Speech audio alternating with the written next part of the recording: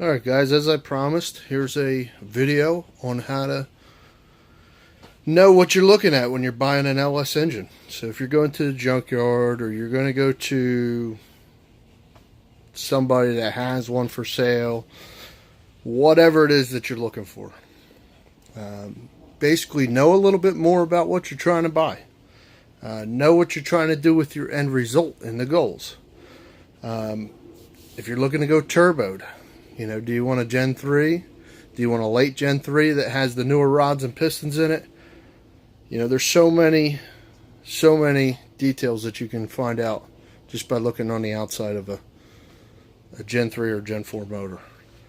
So basically what we have here, it's dirty because it came out of a van. They're normally dirtier out of a van. But if you look at the front of the motor, on the driver's side of the block, that will tell you right there. It is a 6-liter. Okay? Now, on some of the newer 6-liters, like 2007, 8, 9, 10, they're going to have a cam gear or cam sensor here, as to where the older ones have them there. The other thing that's different, if you have the cam gear in the front, and it's on the timing cover here, that means it's a Gen 4 engine. Now this is a Gen 3 because the timing or the cam gear or cam position sensor goes in the back. So you'll see that is the oil pressure switch for the gauge. So if the cam sensor's in the back, it is a Gen 3. Now how to tell if your Gen 3 is a newer floating rod and piston, what they call a cracked rod. Basically, they forge the rods all in one piece and then they crack them. Well, what's the benefit of all this? They're a little bit stronger than the older Gen 3 rods and pistons. So basically, what we're trying to look for, and what you can find out if somebody hasn't messed with the motor, these bolts here are either going to be a 10 millimeter head or a 13 millimeter head. Now these are a 13 millimeter head. This motor came out of a 2005 2500 Savannah van. Now basically this is going to have our cracked rod. So this is going to be a floating rod and piston.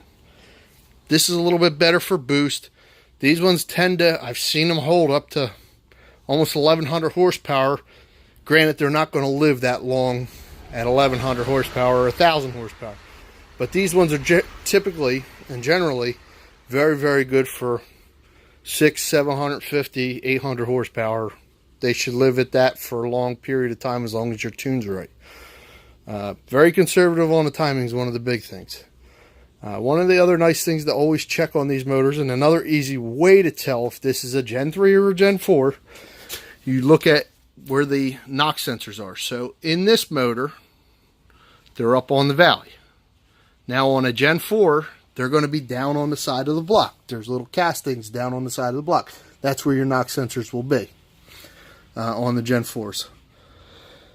Pretty much all 6-liters had a 317. So that's another easy way to tell. If you look on the back side of the driver's head, or if you go over to the other side and you look here, it'll say it right on the front of the motor, 317. So any 317 would have came on a 6-liter. Now, as you can see, this motor is very, very clean inside. Dirty outside, but clean inside. And yeah, that's basically what you're going to be looking for. Here's another picture of a one with knock sensors. So the knock sensors are out of this one. But that just shows you pull the knock sensor and then you can pull the valley cover. This is also, as you can see, the 13 millimeter head bolt. That's a Gen 4. Now this block is trashed. We are going to build this into a 370. We have a set of Wiseco pistons. We'll put an Eagle rod factory crank. They tend to work pretty well. Another nice combination with these motors or the 4L80E. So these are 4L80Es. So there's two different styles, and one of the easier ways to tell a 4L80E, a newer one from an older one, typically 03, 04s are what the years that everybody sought after. 03 is one of the best, stoutest transmissions from the factory. It's one of the best ones built from the factory. I've seen these go well over 1,000 horsepower with only a shift kit and a good rebuild. Now, as you can see, this is the front oil cooler line. Here's the rear oil cooler line. Now, on some of the older ones, like not prior to 99, the two oil cooler lines were here. Now, that see how they're close to, they would have been close together. This one doesn't have it. This one is a 05 trans, so this has them separated.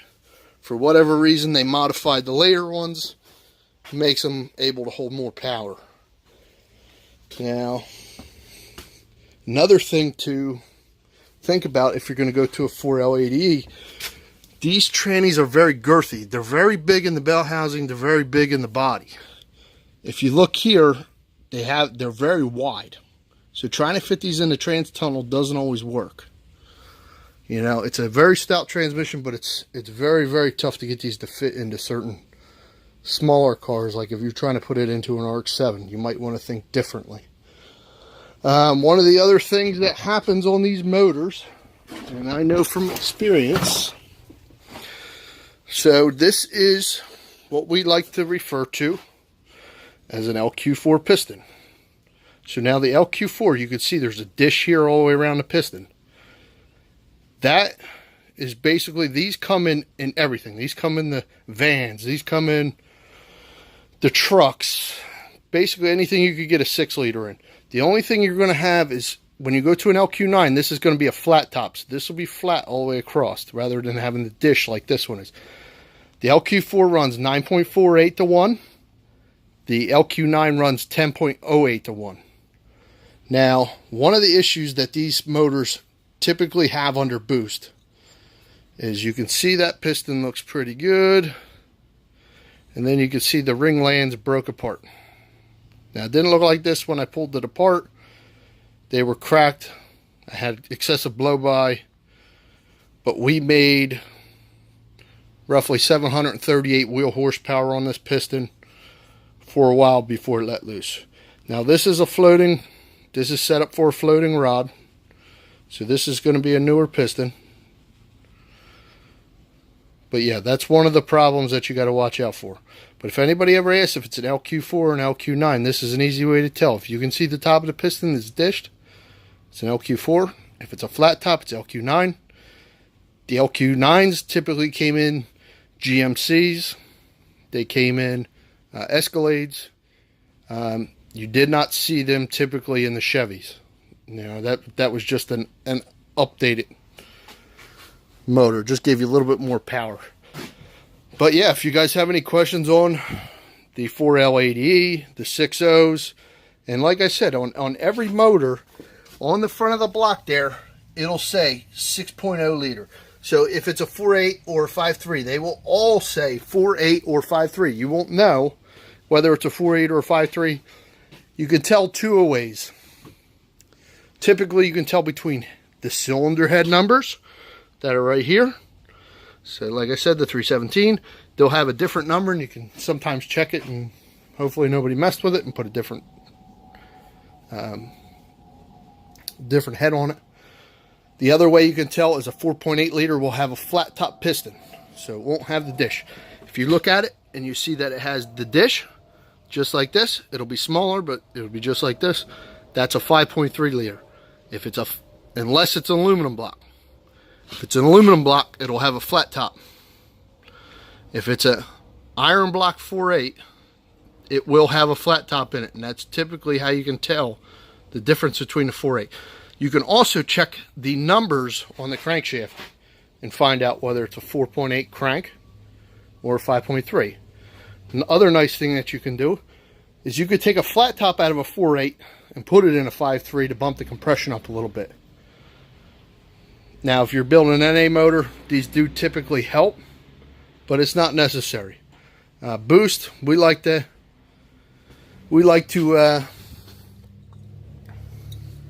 keep the compression a little bit lower. I always like the mid-9s. I always like around 9 to 1. The other thing that you guys can do is gap the pistons for boost. So basically what you do is you pull your top ring land off here. Okay?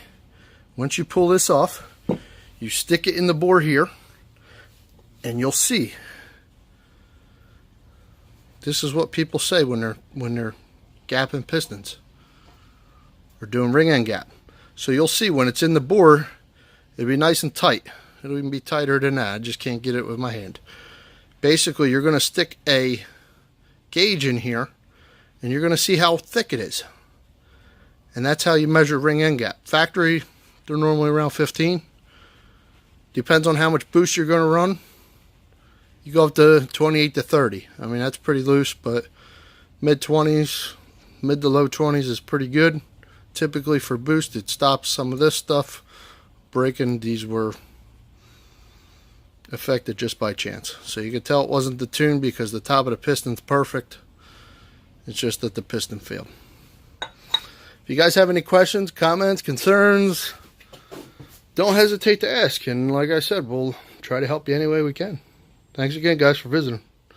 Like and subscribe. Thanks. See you.